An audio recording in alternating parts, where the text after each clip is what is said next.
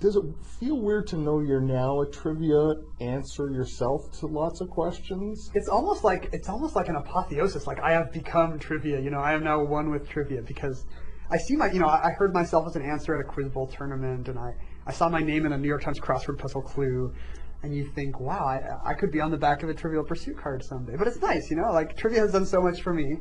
I am happy to donate my essentially donate my body to science and become trivia myself. But one day, and God forbid, many years from now, the headline on your obit is going to be record champion Jeopardy guy croaks. It's sort of funny at age 30 to know what your epitaph is going to be. I'm probably not going to discover some new chemical element or invent nuclear fusion or something in the rest of my life. I'm always going to be that guy from Jeopardy. But you seem pretty okay with that. I'm actually very content with that. It was such a lifelong dream for me, where most kids want to be a fireman or whatever. I wanted to be, in addition to an author, I wanted to be a game show contestant. And I just passionately, I remember just being forlorn on the first day of kindergarten, just crying because I wouldn't be at home during the mornings anymore to watch Family Feud and Pyramid and stuff. I was just obsessed with game shows. So, how often do one of your weird 5-year-old dreams like that come true? How often does a kid who wants to be a pirate actually get to be a pirate? It never happens. So I feel very lucky. You fall into this world of trivia. I'm going to say trivia nuts, because when Trivial Pursuit first went on sale, a buddy of mine drove down from about 60 miles to the one store in Toronto that was selling them to pick up a copy of the game, which we later discovered was hand-packed by the boys themselves. Right, the first 1,000 copies. First 1,000 copies. We had one of the first 1,000 copies. Wow. Those guys could pretty much buy Ontario now, probably. Yeah. I tell the story of Trivial Pursuit in the book. Just amazing how these guys were, just sitting around drinking beer, playing Scrabble, and suddenly they're like, what if there was a board game for adults? And they totally just revolutionized the toy industry with that one little brainstorm. But yeah, there's people, it's not just an 80s fad. That's what the point I'm trying to make in the book is this trivia subculture is still out there. People who, were, since childhood, were frankly pretty weird kids and just, reading the Guinness Book of World Records, obsessively when they should have been probably outside playing.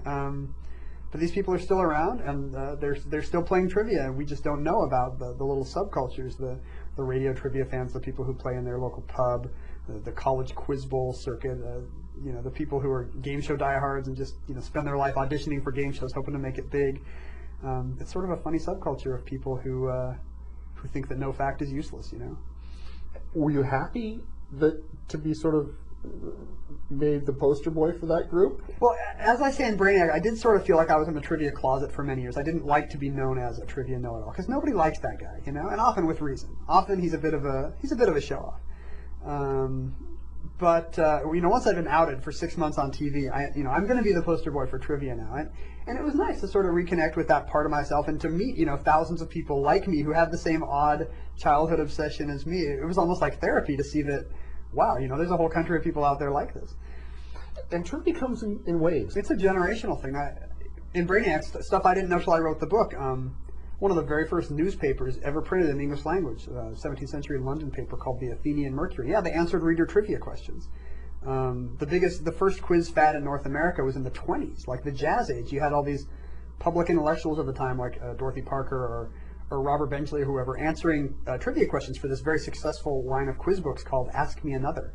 So, trivia has been part of our brains for a long time. And lots of famous people, trivia nuts? Yeah, you don't really know it until you read some interview and you find out that, the late Supreme Court Justice William Rehnquist, gave trivia questions to all his clerks every morning. I remember watching Tom Hanks on Oprah saying that he was a daily Jeopardy watcher. Maya Angelou came out of the closet as a Jeopardy watcher. You know what delighted me about this book? And it wasn't just the trivia quiz that you've embedded all the way through, which was, by the way, was a lot of fun. You're actually a really good writer. That's right. I mean, I shouldn't be astonished, but it was a really fun read. I think I do sort of have the joy of lowered expectations. Every review is pretty much like, wow, you thought he was some soulless computer geek, but hey, he can write. So that's my advice to all first-time authors. Lower the bar. Lower the bar. Go on Jeopardy and be sort of dull for 6 months and tell everybody you're a computer programmer. And then if you write a book that even has the slightest spark, I think the subject's a lot of fun, and I think that sort of shows because I had such a blast learning about these trivia nuts and just being blown away by their odd life that it was hard not to write a fun book about it. The book is Brainiac, Adventures in the Curious, Competitive, Compulsive World of Trivia Buffs. I've been speaking with the author and 74-time Jeopardy champion Ken Jennings, and Brainiac, published by Villard, distributed in Canada by Random House of Canada.